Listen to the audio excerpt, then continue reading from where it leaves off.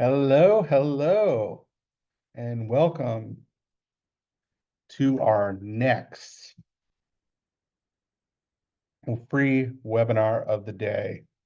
It's been an exciting day. I'm excited to have anyone that's watching. I'm excited for the recording of this so people can watch it later on. Super exciting. This one and our third and final webinar of the day is going to gear with real estate investing. And hopefully, if you're bought in the past, sold homes in the past, this is the next phase for really growing your family's wealth, hopefully setting you, your kids, your grandkids up for the future. So without further ado, let's go ahead and jump on in. So today's webinar, Profit from Property, Smart Strategies for Modern Investors. So we're going to go ahead and dive into the many different ways that you can invest in real estate. But first off, who am I? My name is Tim Veigle. I am a realtor with Watson Realty. I grew up in the Casselberry area. I attended Sterling Park Elementary, Tuscola Middle School, and Lake Cal High School. I worked as a bagger cashier at Goodings. I graduated from UCF with a degree in marketing. I'm a member of Alpha Kappa Psi Professional Business Attorney. I worked at AT&T as a call center manager and later an assistant sales manager. And of course, started real estate career with Watson way back in 2014. So 11 years. It's been a while. I've seen some things. I'm also very involved locally. I'm a member of the Casselberry Chamber of Commerce. I was past president during the pandemic. I've also am currently on the board, and I am the membership chair for the Casselberry Chamber. I ran for office as well, Orange County Soil and Water, back in 2020. I achieved over 100,000 votes. Casselberry Commission in 2024 got over 1,000 votes. I served on the Casselberry Firefighter and Police Pension Board, as well as serving on the Casselberry Planning and Zoning Board.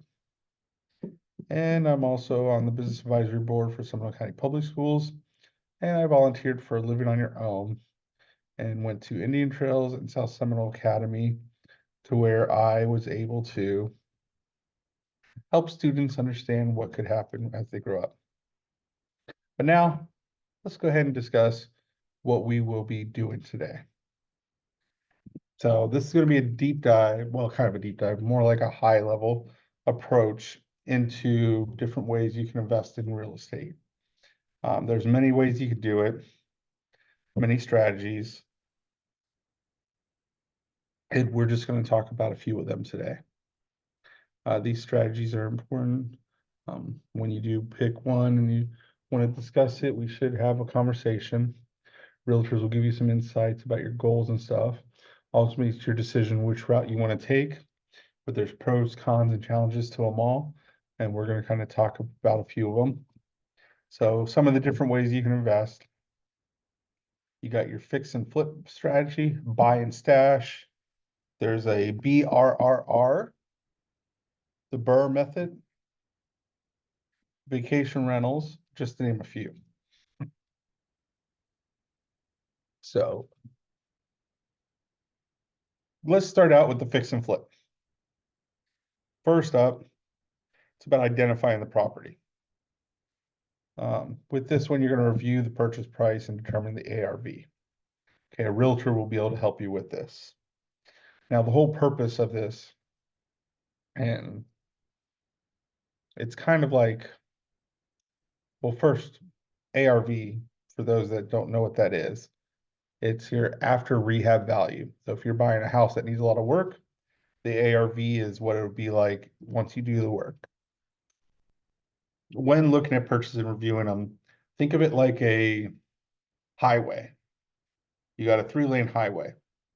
On the left is It's a horrible home, needs a lot of work, it's uninhabitable. The middle is, okay, I can live in this home, but it doesn't have any bells and whistles. It's no upgrades, it's just blah. It looks the way it was when it was built, but other than that, no issues, no upgrades. And then you got the right lane, the fast lane, we'll call it. And this one is the home's completely updated, looks beautiful, all the bells and whistles. Okay. And that's how you're going to kind of evaluate the homes. You're going to put them in these buckets. You want the bucket of I can't live in the home, and then you want to transform that bucket into what it would look like in the far right lane. The far right lane is your ARV. Okay. So whenever you're looking at it, you're going to look at properties and you're going to kind of guesstimate what you think the cost is going to be. Okay. And when you're looking at it, it's all about determining the repair cost. And when you determine these repair costs, you're going to look at mandatory repairs. So, the roof has to be up to date, HVAC, plumbing, electrical, the basics. Because if someone's getting a loan on a property, these are what the challenges will be for them. Okay. So they have to be taken care of. So if you're going into a home and you see those stuff, have to be taken care of. Okay. Then you move on to the next part of repairs, which is cosmetic repairs. These are the things where fresh paint job, good landscaping, new flooring, granite countertops, marble countertops. You redo the kitchen, you redo the bathrooms. These are things that people don't need, but people want. Okay, when you're doing these repairs, you also have to be cautious on the cosmetic repair because you're going to go into, for example, if you might go into a neighborhood that normally runs around $400,000, $500,000 value, a nice moderate type family living situation, you don't want to put $1 million cosmetic repairs into that house because you're not going to get it out of there. You're going to look and see what's around in that area and kind of keep it the same.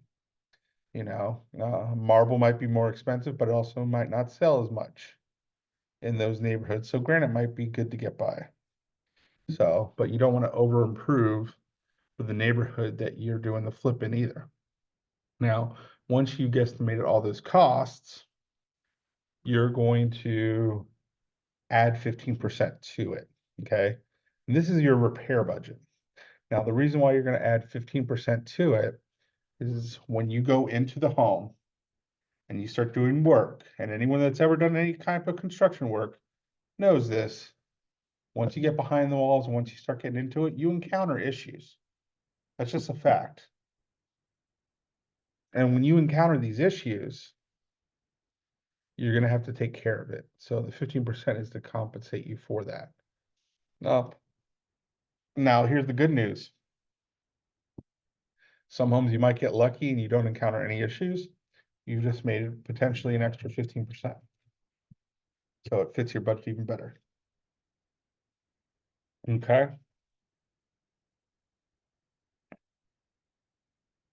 Now, not sure if many of you know or have heard anything of what a wholesaler is,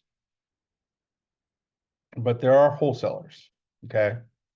The wholesaler is kind of like they look for these type of properties to flip. You might see their sign on the side of the road. We buy houses cash. Their literally function is they're looking for a house. They're trying to keep it off market and they're trying to flip it into somebody that's in their database that flips homes. A wholesaler might uncover a home where the lady wants to sell it for 150. The ARV might be 450. So they'll try to flip it to a flipper for 200,000. So the flipper still has their profit margin available. Once it's done, the wholesaler walks away with 50 grand for that property. So it's like a finder's fee.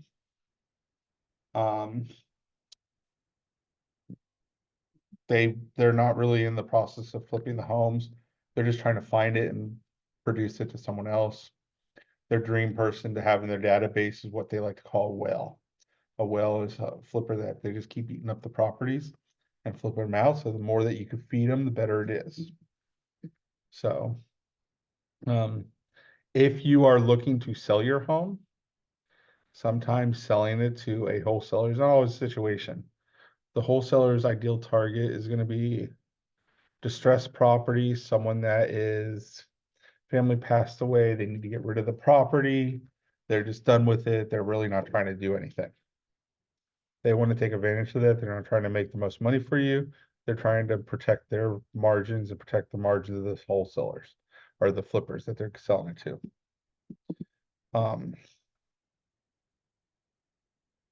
Now, with the fix and flip, there's certain type of costs you got to also pay attention to. First off is the holding costs. So depending on how you're doing it, you might have taken out a hard money loan. You got your HOA fees. You got insurance you still got to pay on the property to protect yourself from liability. There's also the transaction cost, owner's policy, real estate compensation, all these things that'll be calculated in there. So whenever you're coming up with your budget for it, you got to include all those things too. Okay. There are some flippers that will do for sell by owner. That doesn't always pan out because going through a realtor gets you more exposure, better offers at a quicker time. And because of the holding cost, your goal is literally buy the property, get the work done, sell it, be done with it. The longer it lingers, the more fees you're going to pack up. Now, here's just a sample idea. And this is a property in Casselberry off of Wilshire. And it's a real flip, not mine. So some of this stuff is guesstimates of what I think. But there was a home purchased June of 2024 for $273,500. 4-bedroom, 3-bath pool home, and it was sold off market. Okay. Now that same home sold about 6 months later on December 30th, 2024 for $451,000. So right off the bat, almost $200,000 difference. It's now a 5-bedroom, 3-bath pool home. So they added walls, added a room, closed something in. It had modern upgrade features, quartz countertops, updated flooring for sure. Profit in the range. You got to assume that profit's probably about $40,000 to $70,000. Really depends on how much money they put in it. I don't have the pictures of the before, so I'm not sure before and after. But typical amount, especially with this big of a margin, profit margin, you're talking about $100,000. So as a flipper, if this is the strategy you want to go in and you want to be a real estate investor and you want to do it as a flip, it takes a lot of capital up front. So you got to figure out how to get the cash flow free up front. However, it gives you the ability to where you can turn a profit fast. Like imagine if you were able to close one flip a month, making $40,000 to $70,000. So let's just go at this low end. We'll call it $50,000. So if you made a profit margin of $50,000 over 12 months and you're closing one a month, that puts you at about $600,000 profit per year. So, and imagine if you got big enough to where you can handle a lot and double it and triple it. Basically, it's to infinity and beyond with the amount of money that you can make as a flip. But on the other side of it, you have a risk. Okay. The numbers are fluctuating. There's no guarantee these will be your profits. You encounter issues. But you know, the bigger the risk, the bigger the reward. Now let's look at the buy and stash. This process is a lot less different than a flip. It's not as risky. It's a little more stable. It can definitely be extremely stable. You can kind of control how stable it is. So, but there's a few things you got to think of with the buy and stash method. And for those that don't know, buy and stash, simply you buy a home and you hold on to it, renting it out. Okay. What are your expenses? Well, you got to make sure the property tax is paid. You got to have your insurance on the property. These are all expenses. A lot of those expenses, though, you pass down through the or the rent that you're charging. You're also going to have to You don't have to do it. There's some that like to do rent by owners. So basically you get it and you're the one that manages it and you do nothing. But you can also hire a property management company, like Watson Property Management, and they'll charge you maybe about 15% of what the rent is a month. But when the tenants have an issue, they call them, they do all the work, and they just communicate the information to you, which benefits you. Other expenses you might have, if you buy it cash, that helps. If you didn't buy it cash, you might have a mortgage to pay on it too. If you're in an HOA, you could have an HOA you're going to be paying. So there's a lot of different things that could be happening as well. Now, we kind of touched on it, but how would you pay for it? Some people buy it cash. They have cash available. The benefit with the cash is as the market, as the economy changes, you have a little more flexibility. If you finance it, you have a little less well, not less, you have a lot less flexibility. Because of the flexibility that you don't have, when the market changes, there's a chance that you might be upside down. You might be paying monthly when you're don't have to. So that's definitely a concern. Other thing you got to look for when you're doing the buy and stash method, what are you looking for? Okay. Some people like to buy condos. Problem with condos is they do have larger fees for the association. Some people like to buy townhouses. Same thing, larger fees for the townhouses. Another thing, people might buy single family homes. Problem with single family homes, you also have the expense that you got to take care of the yard, or you're passing it on to the homeowner or the renter, and hopefully they do take care of the yard. But that's something you don't know. That's one of the benefits of why some people like townhouses, condos, because they don't have to take care of the exterior. It's all handled through those fees that you're paying monthly. But every one of that does eat into your profit. So you really just got to figure out what you like.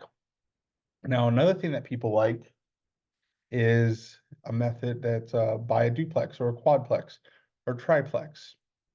You own multiple doors. The more doors you own, the more rent you can charge. So like say, for example, you can buy a duplex, get it for about the same price as a single family home, 3 to 4 to 500,000. And with that duplex, you now have 2 doors, 2 tenants. So the hopes are you hedge your bets, make less risk. For example, one of the big risks that you get with these type of passes is that you have vacancies. So in this case, if you have one of the doors covers your mortgage, your monthly expenses, if the other door is vacant, you're breaking even, you're not losing money. When the other door is there, it's just pure profit. So you can hedge those funds and hopefully protect yourself. Now, another kind of like housing hack that you get with the buy and stash is if you do buy a duplex, you can live in one side. You can buy it as a first-time homeowner because it's you can do FHA loans, so it gives you a little bit of freedom there. Then you can rent out the other side. If you rent out the other side, they're paying your mortgage. You now have an investment property. You save up the money, you buy your next home. You now have 2 doors you can rent out, and that's a good way to get started, especially when you're young. Okay, so there's many things out here you can do. And of course, there's what are the pros and cons. So we dive a little more into it. I kind of already cut it a little bit, but we talked about expenses, property tax, property insurance, property management fee, repair costs and maintenance. That's a big one. What if the roof goes out? What if the AC goes bad?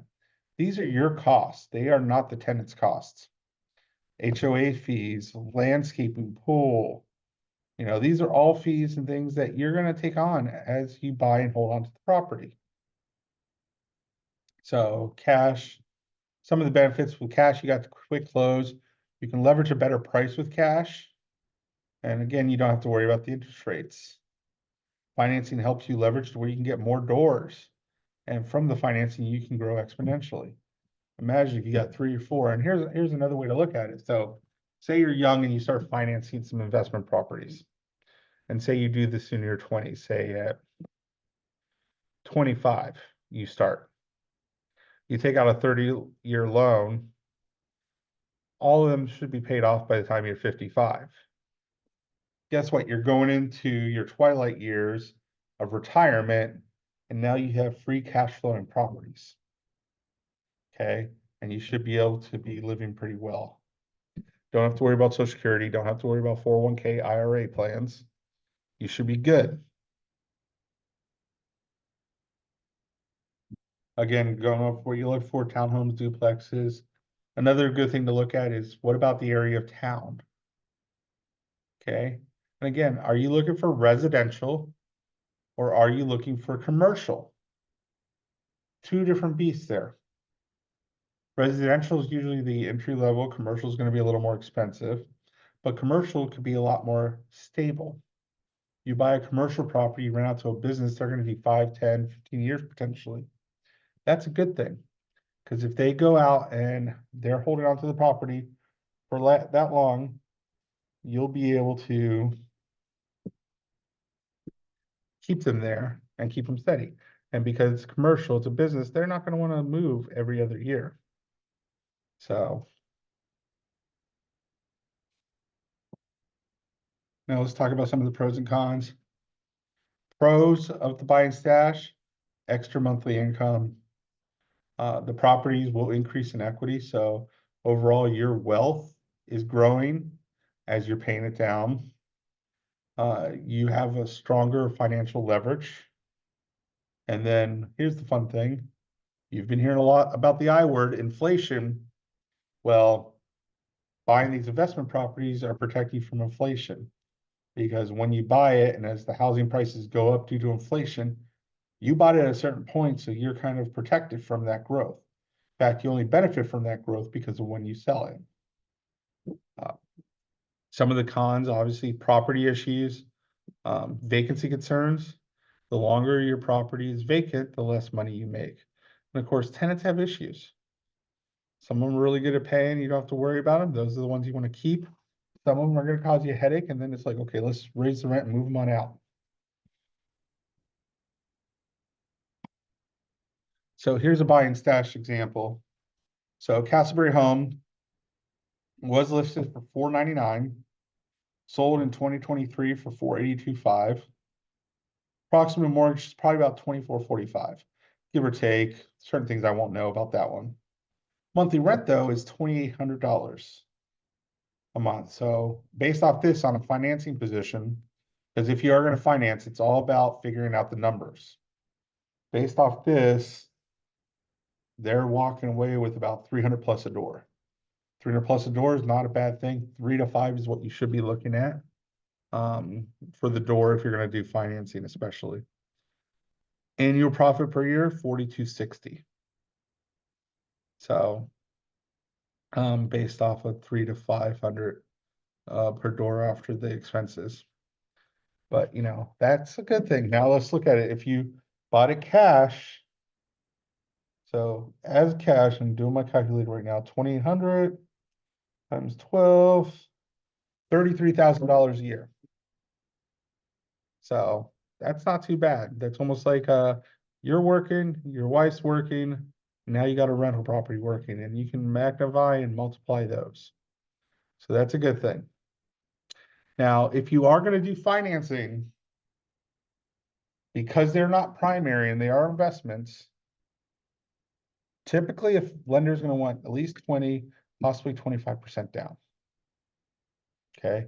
The only exception for that is the one example I kind of talked about earlier, where if you buy a duplex, you live in one side, that's a primary. You can go with 5 or 3.5%, different types of loans at a lower amount because you're living there. Okay.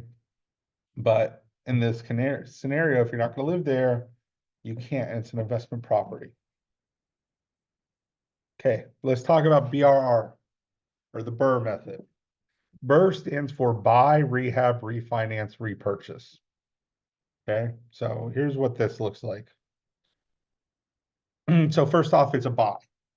So kind of like with flip, you look for a home that needs work. Make sure it's a good price that works for you. Off-market listings, these are always the key in some of these methods. Off-market listings, you can usually get a better deal when you're trying to do these investment strategies. And again, understand what ARV is. So you want to know if you buy it at this point, what is the after rehab value? Okay, now you bought it. When you buy it, you're going to treat it as a flip. You're going to go ahead and rehab it. So do the work to maximize the value. And this is where it comes into know what the after rehab value is. Once you know the after rehab value is, you buy it here. After rehab value is here. Right here is the type of profit you potentially could be making.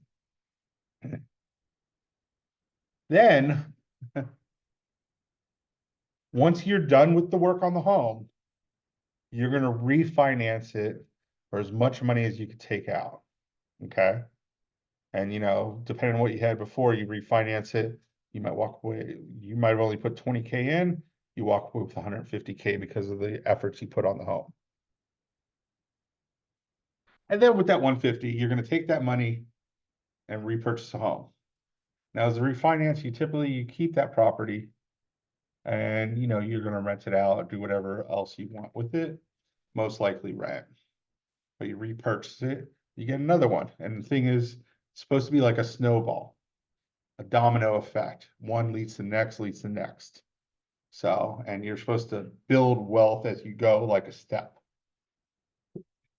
So BRRRR method is very popular among investors in the investor community. And if you haven't heard it, I highly recommend listening to the Bigger Pockets podcast. It'll give you a lot of insight of investor strategies. Now, here's one that's very interesting, but also very risky. Vacation rentals.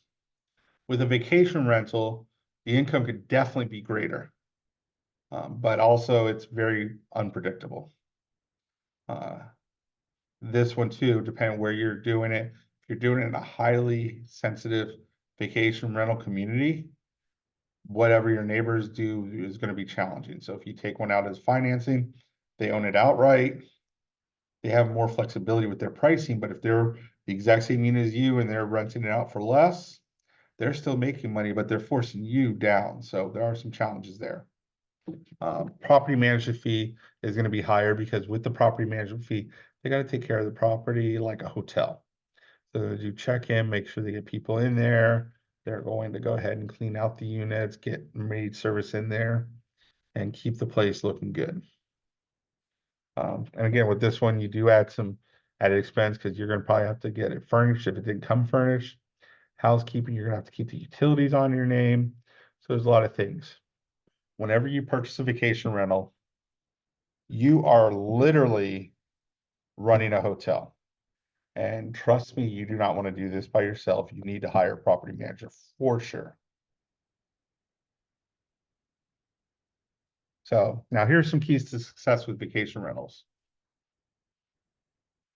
Find a place where you have less competition. That's going to help you be able to maximize that profit curve.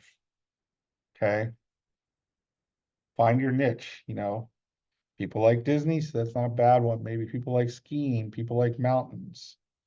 And then the one thing that'll help you to where it'll never feel like a loss is making a vacation home or a second home for you. If you like to take trips to the beach, you buy it, you take trips to the beach when you're available, and when you're not, you rent it out, so you're always making money. Even if you're not making money or slightly losing money based off the P&L statements, it doesn't feel like you are because you're getting some quality time with your family, memories that you might not have had. And when you look at the cost to take your family on trips like this, the cost is astronomical, but you don't have to pay those costs. So you feel a savings. It gets you feel good. Okay. Now, that's pretty much it. Talking about the ways that investment strategies can work. If you want to learn more, feel free to reach out. Now, here's a few things to understand too. So first off, there's seller financing. Doesn't happen a lot because not everyone's in a position to do seller financing. But seller financing is a golden opportunity as an investor to get into a property and save money. Okay. The way that you would do it, and it varies, but you can be creative. So if the seller is offering seller financing, you can literally talk to them about, I want to do 0% down. I want the payments balloon in 5 years. I want 3-4%. And I want to amortize for 30 years. So from doing it, you reduce the amount of money you're paying monthly. So you can increase your profit margin. And that's a good thing. And then in 5 years, you either re-up the deal or you refinance and pay it off. Now, not sure if many of you know what ROI stands for. It stands for return on investment. That's definitely something you want to look at. A key target that you want when you're looking for investment properties, especially for buy and stash, is you want to target what's called a 1%er. Basically, a 1%er is each year you're making 10% of whatever the purchase is. So if you buy a $280,000 home, you want to be able to collect rents of $28,000 annually. So that's a good, healthy target. Now, break even is basically the purchase price divided by the annual rent. So if you're $280,000, you're making $28,000 a year, less than 10 years, you're going to be breaking even. And that's kind of what you're looking at. The lower the number, the better it is for you because the more profitable the property is going to be. Now, let's talk about some of our people. So as investors, one thing you definitely need is a roofer. Performance Roofing is a great roofing company. They'll help you make it work, and they're not the most expensive, they're not the cheapest either, but their quality is there. And they are definitely professional. And COE home inspection. So as you're buying this property, bringing in the right inspector is good. Helps you decide the areas that have to be taken care of. So you can plan it, especially if you're doing that flip and fix. Now, we've talked about property management. This is definitely a big one for them. So if you have an investment property and you don't want to be doing the day-to-day work because you got a day job and you just want to sit back and cash checks, Watson Property Management can definitely help you with that. So they'll handle the rental, you have your portal, you know everything that's going on. You sit back, you cash the checks, and you pay what's needed. Have an AC problem? Mystic Air. They'll take care of you. They're very professional. They're convenient. They show up on time. Can't really go wrong with them. We insure, good company to insure your property and take care of all your needs, whether it's car or auto. And of course, for different loans, if you have a specific loan you're looking for, Addition Financial can help you out. If for some reason they can't do that type of loan, they can point you in the right direction. And if you want to connect with me, I'd love to hear from you. But other than that, I hope this helps you on your investment strategies on the way. You know, if you want to build wealth, you want to set yourself up for the future, real estate investing is a good way to do it. And I hope you guys all learned a lot. And please feel free to connect with me. Would love to hear from you and would love to help get you started on that investment path.